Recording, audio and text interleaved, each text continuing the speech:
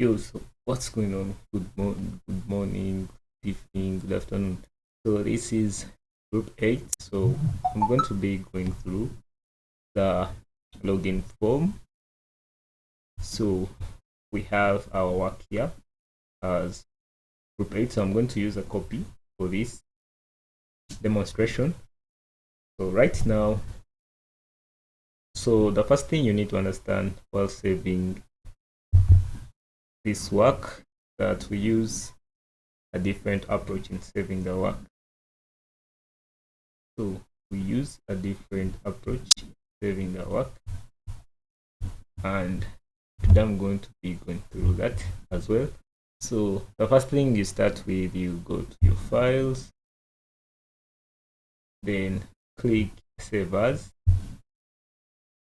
So when you click save as, it'll bring your work, and then here you must take note that the work in VBA must be saved under XLSM. So this is the option you must choose, not the other options. So we have different options here. For example, we have this for workbook XLSX, but here remember we are using macro enabled workbook, so we use this one. So just take note of that. Not very important, but I just wanted to talk about it.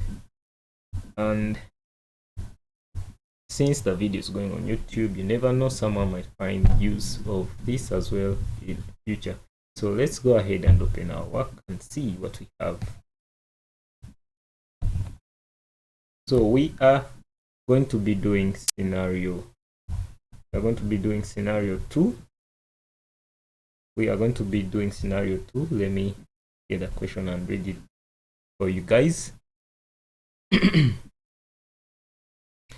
So they are saying you have been contracted by Kambohe Women's Group to automate its asset depreciation management using Excel VBA.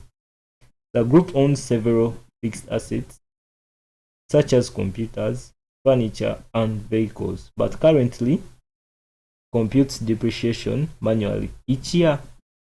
Management wants a system that allows authorized users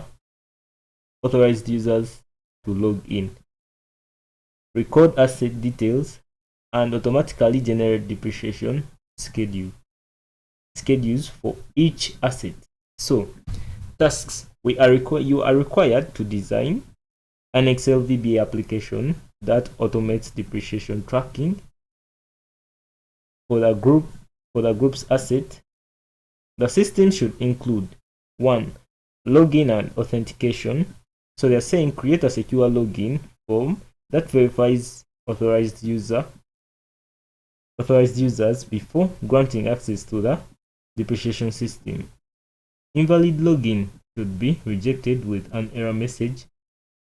Then set the username to BBC and the password to 2025. So that's what we are going to start with. So here in our Excel, we shall go ahead and look for our developer tool. Then after that, we shall go to Visual Basic. Then we shall open Visual Basic, and as you can see, we already have our form. So we created this form already, but I'm going to be going through the details on how you create a form, how you name it under properties, and what you should look out for while naming the form, and where the codes go. Okay, so we are going to start with the title. So the title, and as you can see, for the title you use the label tool. So this is a label tool. You grab it, to use it, you just grab it like this and then drag it to the screen. So there you have your label on the screen. So to keep the work clean, we shall be going through, but that's the simple process. You just drag the tool from the toolbox and then drop it here. So we have our title to show that this form is for Kambohe Women's Group. So it is for Kambohe Women's Group. In case someone comes and just finds a form, you should know that this form belongs to this group. Alright, so on our form we have labels and text boxes, and also we have one button. So for the labels, that's where we indicated this, our title, then the label for this text area.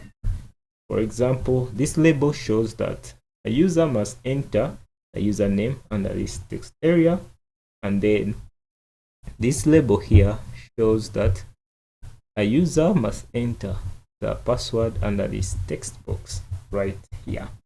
So for the labels, they show you what the text box stands for, and for the text box, it holds the information you are going to put in. For example, this text box here will hold the username, and then this text box here will hold the password. Then for the button, we'll make sure that you proceed to the next page. So I'm going to be taking you through how you name these labels, the text box, and the buttons. So on a text box, so we have these properties right here. So as you can see, we have name, we have name, and you see it's in brackets. So this name remains in Excel. It is not displayed anywhere. The name you put here is not displayed anywhere on the form, but it remains in Excel. And then we have this for caption. Sorry, this caption, this is what we display. This is what they display here on the login on this form. What you write under caption is what is displayed on the form.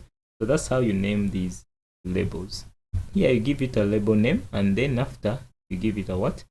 A caption. So the caption will appear on the form, but the name itself will not appear on the form. So let's try here. Sorry, let's go back. So let's try here. Let's try this for username. So here this name will remain under Excel. So even if I type anything here, let's try it. You won't see anything on, let's say LBL, let's say person. Sorry, let's use lowercase LBL, let's say person, and then let's click enter. See, nothing happens on the form as you've seen. So let's change it back to user. Let's change it back to user, and then let's go ahead and see what happens when we type under caption. So under caption, when we type under caption, let's say enter, let's put enter your password. Now let's click here enter. Oh, sorry, we were under the same box. I'm so sorry. Let's change it. Let's first change it. Enter.